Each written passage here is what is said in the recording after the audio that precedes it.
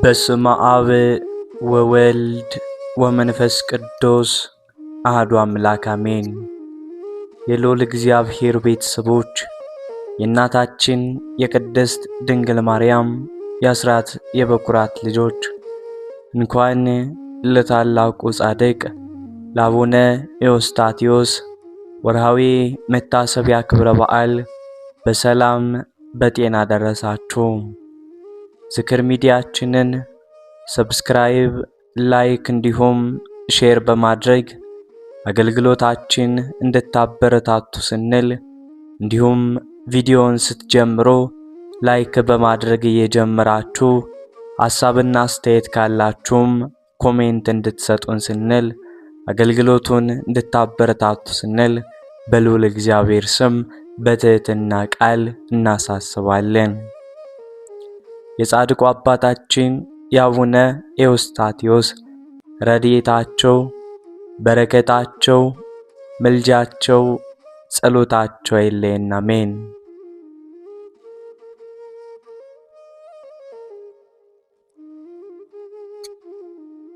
የ13ኛው ክፍለ ዘመን መግቢያ ላይ ነበር። የሰሜን ኢትዮጵያ ተራሮች በጭጋግና በነፋስ ሹክሹክታ ውስጥ ሆነው አንድ ታላቅ ምስጢር የሚሸከሙ ይመስሉ ነበር።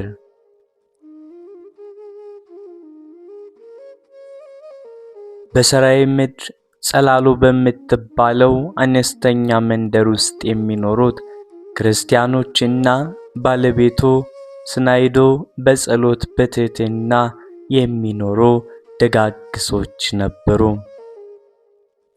በአካባቢው የነበረው ተፈጥሮ ጸጥተኛና ረግቶ የሚፈስ ወንዝ ያለበት ቢሆንም የሰዎቹ ልብ ግን በአንድ ትልቅ ናፍቆት ይናወጥ ነበር። ስናይ ለብዙ ዘመናት መካን ነበረች። በየዕለቱ ወደ እግዚአብሔር እያለቀሰች ጌታ ሆይ ማኅፀኔን ክፈት በማለት ትለምን ትማጸን ነበር። አንድ ቀን ግን ያ የለመነችው የሐዘን ድባብ ተቀየረ።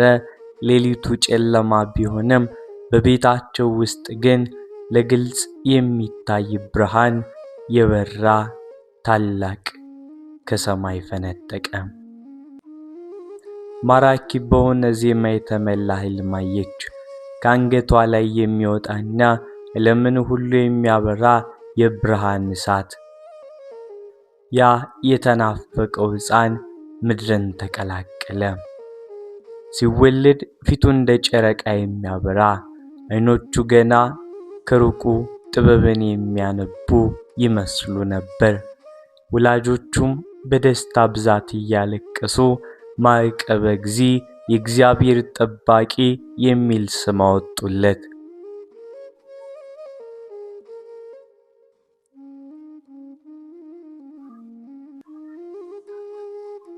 ሕፃኑ ማዕቀበ እግዚእ እንደ ሌሎች ልጆች በጨዋታና በረብሻ አላደገም። ይልቁኑ ለየት ያለ ጸጥታና ረግቶ የመኖር ባህሪ ነበረው እንጂ። እረኞች ከብት እየነዱ ወደ ሜዳ ሲወጡ፣ እርሱ ግን ከወላጆቹ ጉልበት ስር ተቀምጦ ስለ ፈጣሪው ድንቅ ሥራዎች መስማትን ይመርጥ ነበር። ዕድሜው ገና ለትምህርት ሳይደርስ በልቡ ውስጥ የመንፈሳዊ ዕውቀት ረሃብ ያቆጠቁጥ ጀመር።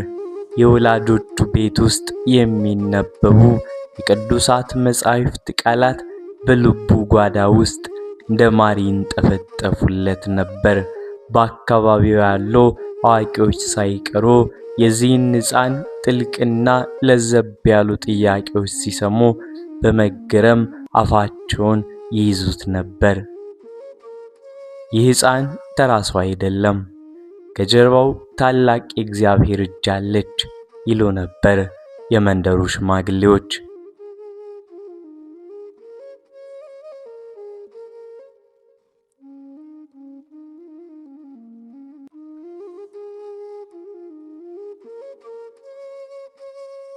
ወደ ደብረ ማርያም ጉዞም። ማይቀበ እግዚእ 7 ዓመት ሲሞላው ወላጆቹ የልጆቻቸውን የልብ ትርታ ተረዱ። ከዓለማዊ ኑሮ ይልቅ የመንፈሳዊ ዓለም ስበት እንደማረከው ስላወቁ በወቅቱ ታዋቂ መንፈሳዊ መሪና የደብረ ማርያም ገዳም መስራች ወደሆኑት ወደ አጎቱ ወደ አባ ዳንኤል ዘንድ ወሰዱት። ከቤት የወጣበት ዕለት ማለዳው እጅግ ሰላማዊ፣ ነፋሱም ለዘብ ያለ ነበር። እናቱም በዓይኗ እንባ እየተራጨች፣ አባቱ ደግሞ በኩራት እየመረቀው ጉዟቸውን ወደ ገዳም አደረጉ። ወደ ገዳሙ ሲደርስ አባ ዳንኤል በሩቅ አይተውት በመንፈስ ተረዱት። ወደ እርሱ ቀረብ ብለው ግንባሩን ሳሙትና እንዲህ አሉት፣ ኤዎስጣቴዎስ ሆይ አንተ የብዙዎች መሪ፣ የወንጌል መብራት ትሆናለህ። ከዚያ ቀን ጀምሮ በገዳሙ ውስጥ አዲስ ሕይወት ተጀመረ። ሕፃኑም ሌሊት በጸሎት ቀን ደግሞ የብሉይና የአዲስ ኪዳንን ምስጢራት በመማር በትጋት ተጠመደ። ትምህርትን እንደ ውሃ ይጠጣው ነበር። ባህሪውም እንደ ርግብ የዋህ፣ እንደ እባብ ደግሞ ብልህ እየሆነም አደገ።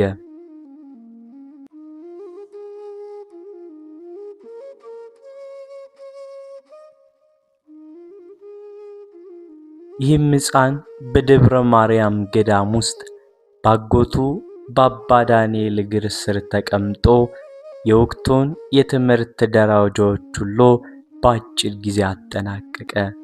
ዕድሜው በአካልም በእውቀትም እያደገ ሲሄድ በልቡ ውስጥ የሚቀጣጠለው የመለኮት ፍቅር ግን የቅንጣት ያክል አልቀዘቀዘም። ይልቁንም እንደ ማለዳ ፀሐይ የበረታ በዙሪያው ላሉት መነኮሳት ሁሉ ብርሃን መሆን ጀመረ። የወጣትነት ዕድሜው ማራኪ፣ ፊቱ ብሩህና የተረጋጋ ቢሆንም እርሱ ግን የዓለምን ውበትና ክብር እንደ ቆሻሻ ይቆጥረው ነበር።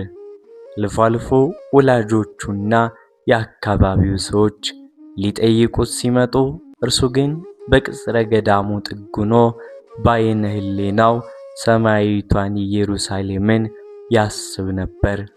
የሥጋ ፍላጎቱን ለመስበር ሌሊቱን በሙሉ በጾምና በስግደት በጸሎት ያሳልፍ ነበር። ምግቡም ቅጠላ ቅጠልና ፍራፍሬ ብቻ ይመገብ ነበር።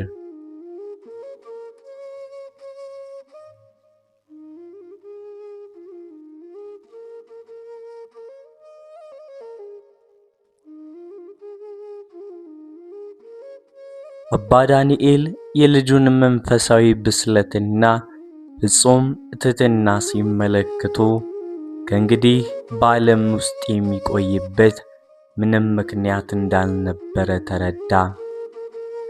አንድ ቀን ሌሊት በጸሎት ላይ ሳሉ ማይቀበ እግዚእ ወደ መሪያቸው ቀርቦ በፊታቸው ተንበረከከ።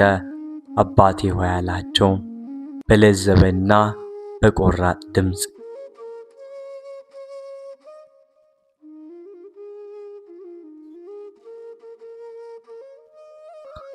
ይህንን የምድር ልብስ አውልቄ የክርስቶስን የሞትና የትንሣኤ ምልክት የሆነውን የቅዱስ ምንኩስና አስኬማ ለብስ ዘንድ ፈቃድዎ ይሆንልኝ።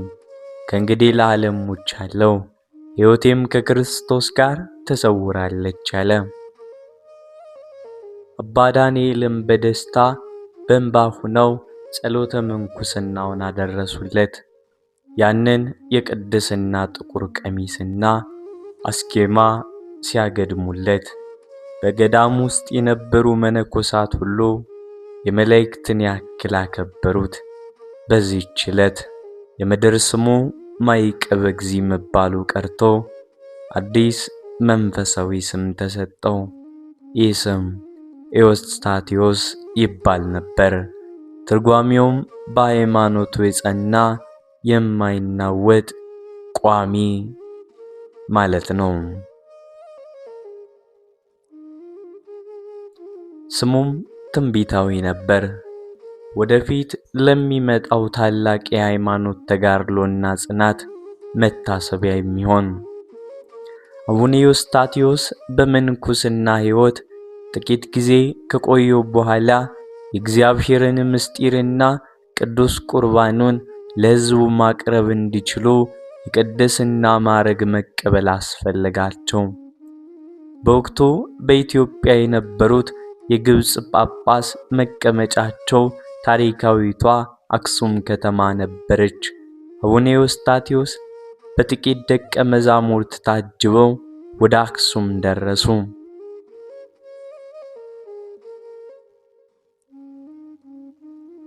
ጉዟቸውም በእግር ነበር። በዱር በገደል ውስጥ ሲያልፉ አፋቸው ከምስጋና አይቦዝንም ነበር። አክሱም ሲደርሱ በወቅቱ የነበሩት ግብፃዊው ጳጳስ አባ ያዕቆብ በቤተ መቅደስ ውስጥ ተቀበሏቸው።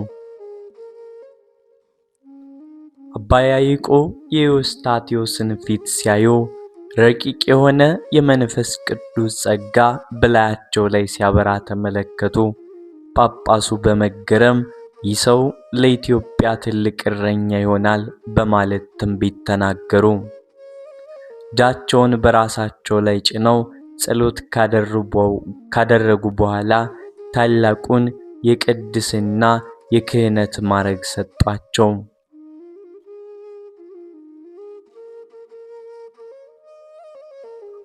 የቅስና ማዕረግን ከተቀበሉ በኋላ አቡነ ዮስጣቴዎስ ወደ መጡበት የሰራይ ምድር አልተመለሱም። ይልቁኑ ራቅ ያለና ለጸሎት አመቺ የሆነ በጫካ የተከበበ ተራራማ ስፍራን መረጡ። ይህ ስፍራ ደብረ ሳባ በመባል ይታወቃል። በደብረ ሳባ መጋደል ሲጀምሩ የእርሳቸውም ዜና ደማበል በመላው ሀገሪቱ ተሰማ።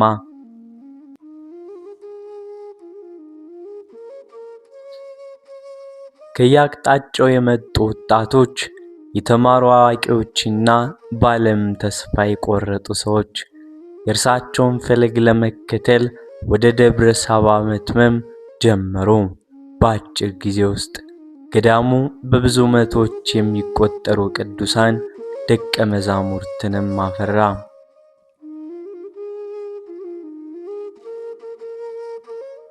አቡነ ዮስጣቴዎስ ለደቀ መዛሙርቶቻቸው አባት ብቻ ሳይሆኑ መምህርም ነበሩ።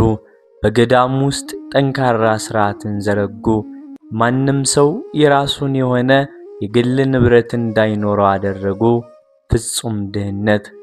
ምክንያቱም መነኮሳት ሀብት ለማፍራት ሳይሆን የሚመነኩሱት ፍጹም ክርስቶስን ብቻ እየተጋደሉ ለክርስቶስ ፍቅር እየኖሩ በክርስቶስ እየኖሩ ስለ እርሱ ማሰብ እንጂ ዓለሙንማ ንቀውታል፣ መንነውበታል። በገዳሙ ያሉ በእጃቸው እየሰሩ እህል እየዘሩና እየጎተቱ ራሳቸውን እንዲያስተዳድሩም ሥርዓትን ሰሩም። ከሁሉ በላይ ደግሞ የፍቅርንና የትህትናን ሕግ መሰረቱ። በዚህ ጊዜ እግዚአብሔር ለአቡነ ዮስጣቴዎስ የታመሙትን የመፈወስ ዕውራንን የማብራትና አጋንንትን በቃላቸው ሥልጣን የማሳደድ ታላቅ የድንቅ ታምራት ጸጋም ሰጣቸው።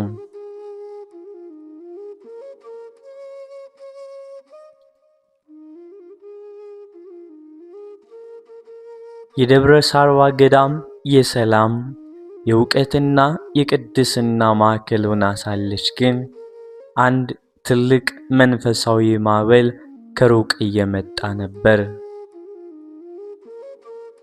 የደብረ ሳባ ገዳም በመንፈሳዊ ፍሬዎች አሸብርቃ የአቡነ ዮስጣቴዎስም ዝና በመላው የኢትዮጵያ ምድር ናይቶ ሳለ በቅዱሱ ልብ ውስጥ የሚመላለስ አንድ ትልቅ የመጽሐፍ ቅዱስ ታላቅ እውነት ነበረ።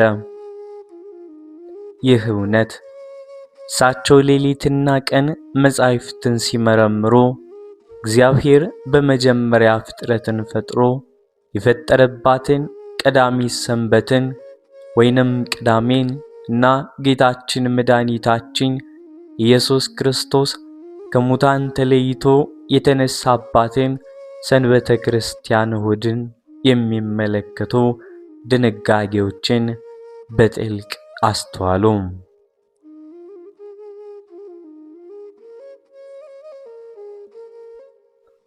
አቡነ ኤዎስጣቴዎስ ሁለቱም ሰንበታት የእግዚአብሔር ዕለታት ናቸው። ቅዳሜ የፍጥረተ ማረፊያ፣ እሁድ ደግሞ የዳግም ልደትና የትንሣኤ መታሰቢያ በመሆናቸው እኩል ልናከብራቸው ይገባል የሚለውን ጥልቅ አስተምህሮ በገዳማቸው ማስተማር ጀመሩ። ይህ ትምህርት በገዳሙ ውስጥ ብቻ ሳይወሰን ደቀ መዛሙርቱ ወደ ተለያዩ የሀገሪቱ ክፍሎች እየተዘዋወሩ ሲያስተምሩበት በሕዝቡ ዘንድ ትልቅ መቀበልንም አገኘ።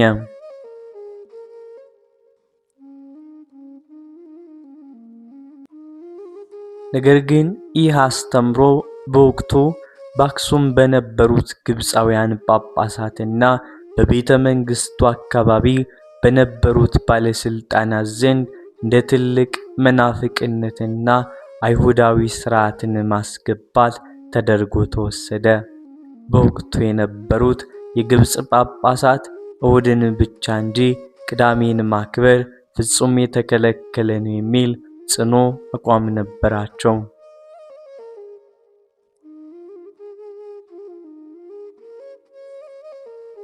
የአቡነ ኤዎስጣቴዎስ ተሰሚነትና የሕዝቡ ወደ እነሱ መትመም ያስናቃቸው አንዳንድ መኳንንትና ካህናት ወደ የወቅቱ ኃያል ንጉሥ ወደ አፄ አምደ ጽዮን እርሳቸው ዘንድ ሄደው ወሬ ማሽተት መፈለግ ጀመሩ። ንጉሥ ሆይ፣ በእስራኤል ምድር የተነሳው መነኩሴ ኤዎስጣቴዎስ የነገሥታቱንና የጳጳሳቱን ሥልጣን የማይቀበል አዲስ ሃይማኖትና የአይሁድን ሥርዓት የሚያስፋፋ አመፀኛ ሆኗል። ካሁኑ ካልታገታም መንግሥትን ይከፍላል አሉት። ንጉሡም ይህንን ነገር ሲሰማ በጣም ተቆጣ። አቡነ ኤዎስጣቴዎስ ፍርድን እንዲሰጣቸውና ከተሳሳቱበት መንገድ እንዲመለሱ ወደ ቤተ መንግሥት አደባባይም እንዲቀርቡ ጥብቅ ትእዛዝ አስተላለፈ።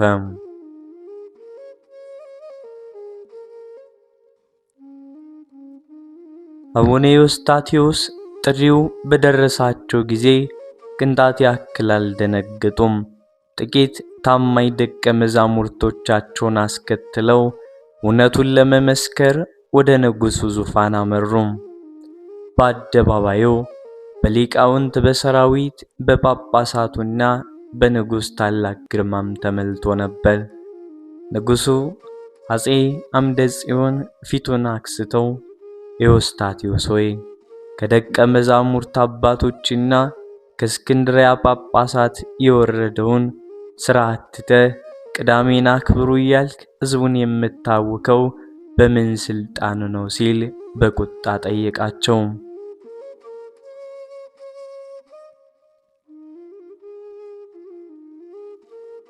አቡነ ኤዎስጣቴዎስም መልሰው እንዲህ አሉት። ወደ ዙፋን ትኩር ብለው እየተመለከቱ እኛ የምንከተለው የሰው ሥርዓት ሳይሆን የእግዚአብሔርን ሕግ ነው። እግዚአብሔር የቀደሳት ዕለት የሚያቃልል ማን ነው? ለንጉሥ ከመታዘዝ ይልቅ ለእግዚአብሔር መታዘዝ ይገባል። እንዲህ ብለውም ተናገሩ።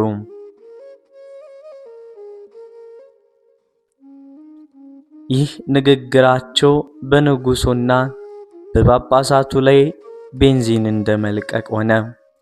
ጳጳሳቱ አቡነ ኤዎስጣቴዎስንና ተከታዮቻቸውን አወገዟቸው። ንጉሡም ያስተምሯቸውን መስፋፋት ለመግታት ጥብቅ እገዳን ጣለ። ተከታዮቻቸው እንዲያዙ፣ እንዲገረፉና ከየቦታው እንዲባረሩ ተደረገ። አቡነ ኤዎስጣቴዎስ ግን በተረጋገጠባቸው የግዞትና የሞት ዛቻ ፊታቸው ፈገግ አለ። ለሃይማኖታቸውና ለእውነትም ሲሉ ማንኛውንም መከራ ለመቀበል ዝግጁ ነበሩ። ደቀ መዛሙርቶቻቸው ሊያዝኑና ሊያለቅሱ ሲሉ እርሳቸው ግን እንዲህ እያሉ አበረታቷቸው። ልጆች ሆይ ስለ ጽድቅ የሚሰደዱ ብፁዓን ናቸው፣ መንግሥተ ሰማያት የእነርሱ ናትና። ዓለም እኔን ጠልታኛለች፣ እናንተም ብትጠላችሁ አትደነቁ። እውነት መቼም ቢሆን በኃይል አትሸነፍም። በሀገሪቱ ውስጥ የተነሳው ስደትና ወከባ እየበረታ ሲሄድ አቡነ ዮስጣቴዎስ በኢትዮጵያ ምድር ተዘዋውሮ ማስተማር አስቸጋሪም እየሆነባቸው መጣ።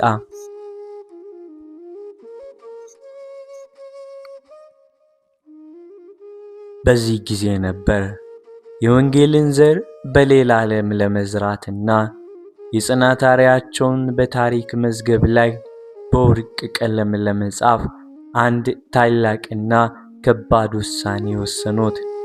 እርሱም ሀገራቸውን ጥለው ወደማያውቁት የባህር ማዶ ምድር መሰደድ ነበር።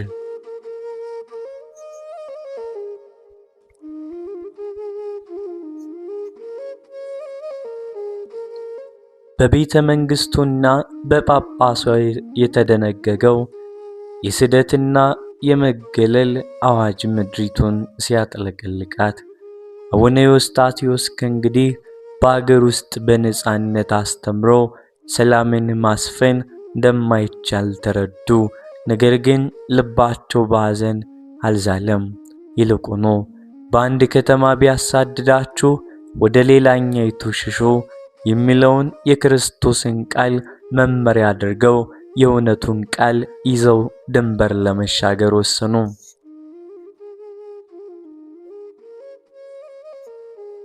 ይህ ውሳኔ ለደቀ መዛሙርቱ እጅግ ከባድ ነበር።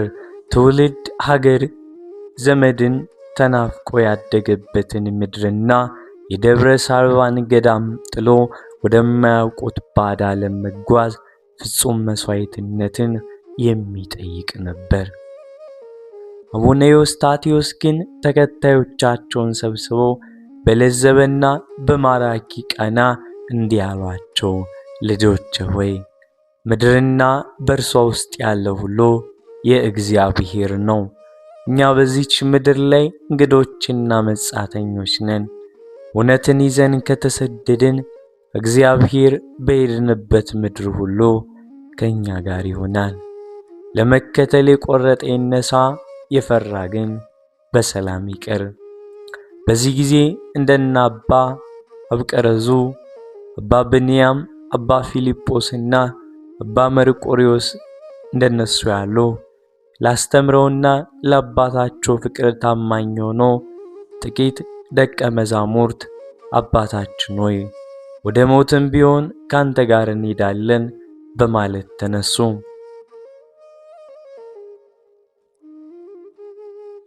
ጉዟቸው የተጀመረው በሌሊት ነበር። ከሰራይ ምድር ተነስተው ወደ ሰሜን ወደ ቀይ ባህር ጠረፍ ወደ ምጽዋ መሩ። ጉዟቸው ፍጹም አድካሚና አደገኛም ነበር። በወቅቱ መንገዶቹ በዱር አራዊትና በዘራፊዎች የተሞሉ ነበሩ። ከዚህ በላይ የንጉሡ ጭፍሮች እንዳያገኟቸው በየጥንቃቄው መጓዝም ነበረባቸው። ቀን ቀን ፀሐዩ እንደ እሳት ይፋጅ ነበር። ሌሊት ሌሊት ደግሞ የበረሃው ቅዝቃዜ አጥንትን ይሰረስር ነበር። የሚቀመሱት ጥቂት ደረቅ ቂጣና ውሃ አልቆባቸው በበረሃው ቁጥቋጦና ቅጠላቅጠል እየቀመሱ ለሳምንታት ተጓዙ። ደቀ መዛሙርቱ በድጋም ሲዝሉ፣ አቡነ ዮስጣቴዎስ ግን በፊታቸው እየቀደሙ በመንፈሳዊ ማበረታቻ ቃል ያጸኗቸው ነበር። እርሳቸው ሲጸልዩ ድካሙ ሁሉ ከላያቸው ላይ ይረግፍም ነበር። በመጨረሻም ያንን ግዙፍና ማዕበሉ የሚገረፍበትን የቀይ ባህርን ጠረፍ ተመለከቱ። በባህሩ ዳርቻ ላይ ቆመው ወደ ኋላ አገራቸው ኢትዮጵያ ዞር ብለው ተመለከቱ። ዓይኖቻቸው በእንባም ተሞልተው ነበር። ነገር ግን የእንባ የፍርሃት ሳይሆን ለሀገራቸው የነበራቸው ጥልቅ ፍቅርና ታላቅ ጸሎት ነበር።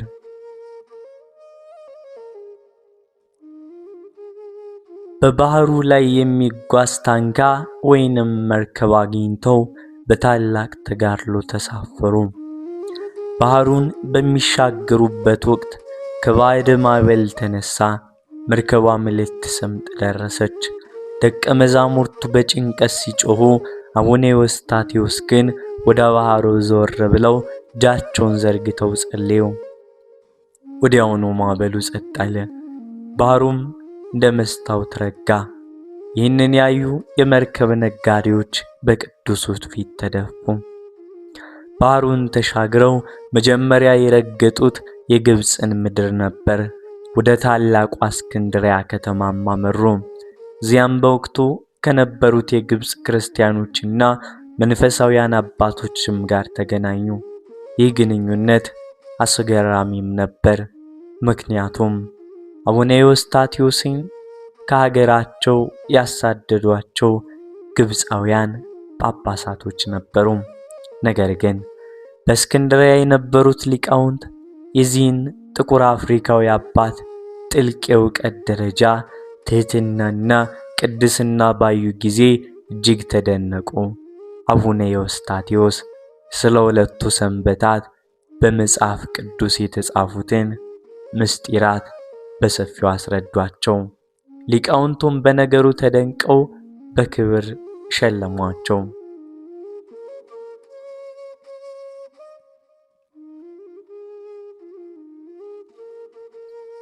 ከግብፅ ጉብኝት በኋላ የቅዱሱ አባትና የደቀ መዛሙርቱ ቀጣይ ናፍቆት የነበረው ጌታችን መድኃኒታችን ኢየሱስ ክርስቶስ የተመላለሰበትንና የተሰቀለባትን ቅድስት አገር ኢየሩሳሌምን መሳለም ነበር። በእግርና በግመል በምድረ በዳ ተጉዘው ኢየሩሳሌም ላይ ደረሱ። ወደ ጌታ መቃብር ጎልጎታ ሲገቡ አቡነ ኤዎስጣቴዎስ በደስታና በእንባ ብዛት ራሳቸውን ስተው ወደቁ። በዚያ ቅዱስ ስፍራ ለብዙ ቀናት በጾም በጸሎት ቆዩ። በኢየሩሳሌም የነበሩት ልዩ ልዩ የዓለም ክርስቲያኖች የእነዚህን የኢትዮጵያን ቅዱሳን ግርማና ተጋድሎ እያዩ ያደንቋቸው ነበር። ነገር ግን የአቡነ ኤዎስጣቴዎስ የመንፈሳዊ ጉዞ መቋሚያ እዚያ አልነበረም። እግዚአብሔር በልባቸው ውስጥ የሩቅ ምስራቅን ምድር እያሳያቸው ነበር። የወንጌል ብርሃንንና የሰንበት እውነት ይበልጥ ወደሚፈልጋት ወደማያውቋትና ወደ ሌላ ታሪክ ጥንታዊት ክርስቲያን ሀገር ለመጓዝ ዳግም በትር ጫማቸውን አዘጋጁ።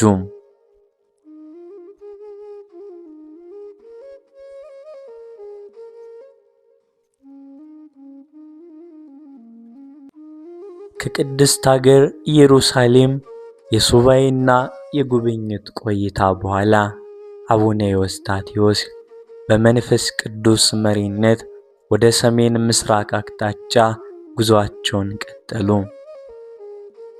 እግዚአብሔር ያሳያቸው የነበረው መዳረሻ በዓለም መጀመሪያ ክርስትናን የሀገር ሃይማኖት አድርጋ የተቀበለችውን ጥንታዊቷንና ተራራማዋን የአርሜንያን ምድር ነበረ። ጉዞው ከኢየሩሳሌም ተነስቶ በሶሪያና በትንሹ እስያ በረሃዎች ተራሮችም ላይ በዚያም ማቅናት ጀመሩ። ጥቁር መልክ ያላቸው በትር የያዙና የብረት መስቀል የጨበጡ መነኮሳትን ማየት ለአርሜኒያው አዲስ ነገር ነበር። ነገር ግን የአቡነ ኤዎስጣቴዎስን ፊት የተመለከተ ሁሉ በላያቸው ላይ ያደረውን መለኮታዊ ጸጋና ፍጹም ሰማያዊ ግርማ ሳይረዳ አይቀርም ነበር። የአርሜኒያው ንጉሥና ታላቁ ሊቀ ጳጳስ በቤተ መንግሥቱና በዋናው በር በክብር ተቀበሏቸው። ነገር ግን ትልቁ ፈተና የቋንቋ አለመግባባት ነበረ። የአርሜናውያን ግዕዝ ወይም አማርኛ አይናገሩም። የኢትዮጵያ ቅዱሳንም የአርሜኒያን ቋንቋ አያውቁም ነበር። በዚህ ጊዜ አቡነ ኤዎስጣቴዎስ ወደ እግዚአብሔር አጥብቀው ጸለዩ። ሐዋርያት በጴንጤቆስጤ የኤል ሥልጣናት ስጦታ እንደተሰጣቸው ሁሉ እግዚአብሔር ለአቡነ ኤዎስጣቴዎስ ድንቅ ተአምር አደረገላቸው። በአጭር ቀናት ውስጥ የአርሜኒያን ቋንቋ፣ ሀገረኛውን ልሳን እንደ ሀገሬው ሰው አቀላጥፎ መናገር መጻፍ ጀመሩ። ይህንን ተአምር ያዩ የአርሜኒያ ሊቃውንት በእውነት እግዚአብሔር ከዚህ ሰው ጋር ነው በማለት አባታችንን በፊታቸው እየተደፉ እጅ ነሷቸው ነበር። አቡነ ኤዎስጣቴዎስ በአርሜኒያ ምድር ለጥቂት ወራት ብቻ ለመቆየት አስቦ የነበረ ቢሆንም የሕዝቡ ፍቅርና የመንፈሳዊ ስፋቱ አገልግሎቱ ግን 14 ዓመት ያክል እዚያው እንዲቀመጡም አደረጋቸው። በአርሜኒያ ተራሮች ገዳማት ውስጥ እየተዘዋወሩ በዚያ ድንቅ ቋንቋቸው ማስተማር ጀመሩ። አቡነ ኤዎስጣቴዎስ በአርሜኒያ ምድር ለ14 ዓመት ያክል የወንጌልን ዘር ከዘሩ፣ ድውያንን ከፈወሱና የሰንበትን እውነት ካጸኑ በኋላ የምድር አገልግሎታቸው የሚፈጽሙበትም ሰዓት ደረሰ። ረጅሙ የሰዓት መንገድ፣ የበረሃው ንፋስ፣ የባዕድ ሀገሩ ብርድና ሌሊት ሙሉ የቆሙበት የጸሎት ተጋድሎ ሥጋቸውን አድክሞት ነበር። መንፈሳቸው ግን እንደ ማለዳ ፀሐይ ያበራ ነበር። ረፍታቸው ከመድረሱ ቀደም ብሎ መልአከ እግዚአብሔር ተገልጦ ከዚህ ዓለም ወደ ዘላለማዊ ቤት የሚሸጋግሩበት ዕለት ነገራቸው። ቅዱሱ አባት ይህንን ሲሰሙ ልባቸው በሰማያዊ ደስታ ተመላች። አቡነ ኤዎስጣቴዎስ ከኢትዮጵያ አብረዋቸው የተሰደዱት ታማኝ ደቀ መዛሙርቶቻቸውን በአርሜኒያ ያፈሯቸውን አዳዲስ ተከታዮች በአንድነት ሰበሰቧቸው። የመጨረሻውን የፍቅርና የጽናት ምክር ሊሰጧቸው አገልጋዮቻቸውም ላይ ተቀመጡ። በአደባባዩ ፍጹም ለዘብ ያለና ልብ የሚነካ ጸጥታ ሰፈነ። ልጆች ሆይ አሏቸው። በደካማ ነገር ግን በማይናወጽ ድምፃቸው እኔ ምድር ጉዞዬን ጨርሻለሁ፣ ሃይማኖቴን ጠብቄያለሁ፣ ገድሌንም ፈጽሜያለሁ። እናንተ ግን በያዛችሁት እውነት ጽኑ፣ መከራን አትፍሩ፣ እግዚአብሔር ከእናንተ ጋር ይሆናል። እርስ በርሳችሁ ተዋደዱ፣ የደብረ ሳርዋን ሥርዓት አታፍርሱ። ደቀ መዛሙርቱ ይህንን ሲሰሙ አባታችን ሆይ በሰው አገር ለማን ጥለን ትሄዳለህ እያሉ ምርር ብለው ማልቀስ ጀመሩ። አቡነ ኤዎስጣቴዎስ ግን እጃቸውን ዘርግተው ባረኳቸው። ነፍሳቸው ከሥጋቸውም ተለየች። በዚያች ቅጽበት በአርሜኒያ በነበረው ገዳም ላይ ድንቅ የሆነ መዓዛ ተሰራጨ። መላእክትም ነፍሳቸውን በምስጋና ሲቀበሉ ተሰማ። የአርሜኒያው ንጉሥ፣ ጳጳሳቱና መላው ሕዝብ ታላቅ ለቅሶ አቀለጡ።